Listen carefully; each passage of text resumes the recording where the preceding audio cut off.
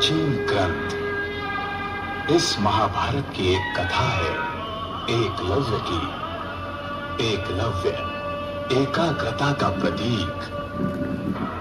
इस भिल्ल पुत्र एकलव्य की इच्छा थी श्रेष्ठ धनुर्धर बनने की। धनुर्विद्या सीखने की इच्छा मन में रखकर एकलव्य पहुंचा हस्तिनापुर। हस्तिनापुर में गुरु द्रोणाचार्य कौरव और पांडवों को धनुर्विद्या की शिक्षा प्रदान कर रहे थे। एकलव्य ने गुरु द्रोणाचार्य की भेंट की।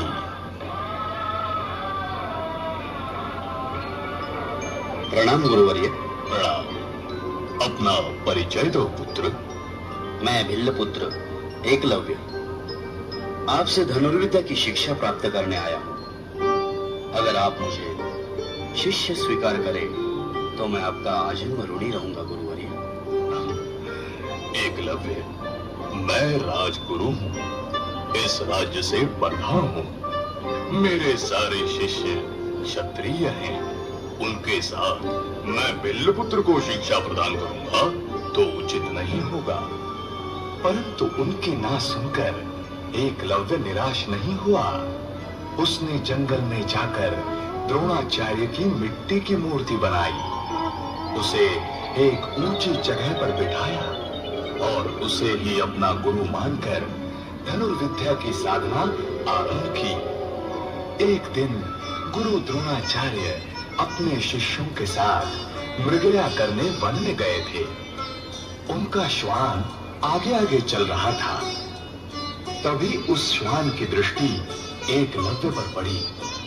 उसे देखकर श्वान ने भौंकना शुरू किया। अपनी साधना में व्यत्यय आते हुए देखकर एकलव्य ने एक के पीछे एक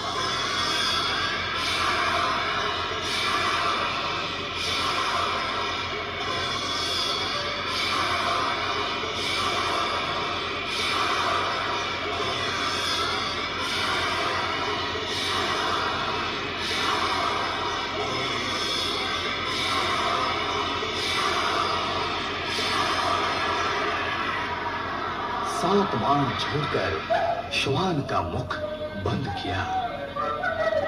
गुरु द्रोणाचार्य ने सातों बाण निकालकर उसका मुंह देखा। श्वान के मुख में कहीं भी छेद या बाणों का प्रहार दिखाई नहीं दिया। आगे जाकर देखा तो एकलव्य साधना कर रहा था। अपना परिचय दो पुत्र। मैं भिल्ल पुत्र एकलव्य हूं। एकलव्य, ये धनुर्विद्या तुमने किससे प्राप्त की? आपसे गुरुवर्य। परंतु मैं तो आज ही तुम्हें देख रहा हूं। आपको विस्मरण हो गया है गुरुवर्य। मैं हस्तिनापुर में आपसे धनुर्विद्या की शिक्षा प्राप्त करने आया था, परंतु आपने ना कर दी थी। फिर मुझसे शिक्षा कैसे प्राप्त की? ये देखिए गुरुवर्य, मैंने आपकी मिट्टी की मूर्ति बनाई और उसे गुरु मानकर धनुर्विद्या की साधना की। वाह, धन्य हो एकलव्य, तुम धन्य हो। तुम तो श्रेष्ठ धनुर्धर हो गए हो। द्रोणाचार्य एकलव्य की निष्ठा देखकर अति प्रसन्न हुए थे कि अर्जुन ने उन्हें एक बात का स्मरण दिलाया।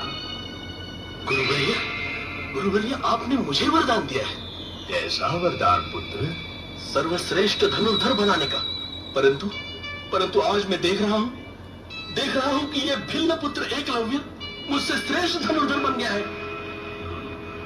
गुरु द्रोणाचार्य सोचने लगे, अगर अर्जुन को सर्वश्रेष्ठ धनुर्धर बनाना है तो एकलव्य को धनुर्विद्या से वंचित करना ही होगा।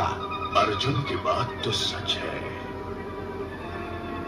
अगर ये सर्वश्रेष्ठ धनुर्धर बन गया तो मेरे वचन का क्या होगा? मुझे कुछ करना ही होगा। हाँ, अगर मैं इसके दाहिने हाथ का अंगूठा बांध लूं तो ये कभी धनुर्धर नहीं बन पाएगा। जैसे ही ये बात उनके मन में आई, उन्होंने कहा, अब पुत्र एकलव्य, प्रणाम गुरुवर्य। पुत्र, तुम्हारी साधना अधूरी है। कैसे गुरुवर्य? मुझसे धनुर्विद्या की शिक्षा प्राप्त की तो क्या गुरु दक्षिणा नहीं दोगे? आप मांग लीजिए गुरुवर्य। तो अपने दाहिने हाथ का अंगूठा मुझे दे दो। जो आज्ञा गुरुवर्य।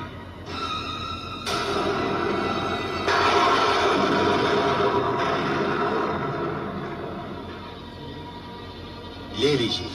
एकलव्य ने त्वरित छुरी से अपने दाहिने हाथ का अंगूठा काटकर गुरु द्रोणाचार्य को अर्पण किया। इस तरह कपट नीति से गुरु द्रोणाचार्य ने अर्जुन को दिया हुआ वचन पूरा किया।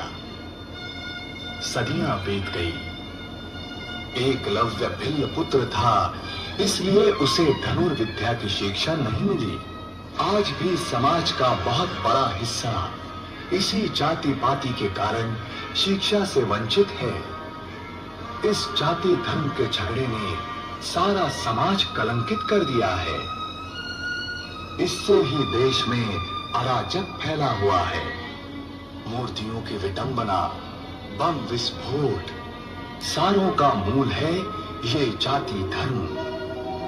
तो आइए आज हम शीश झुकाकर गणपति बाप्पा से विनम्र भाव से प्रार्थना करते हैं।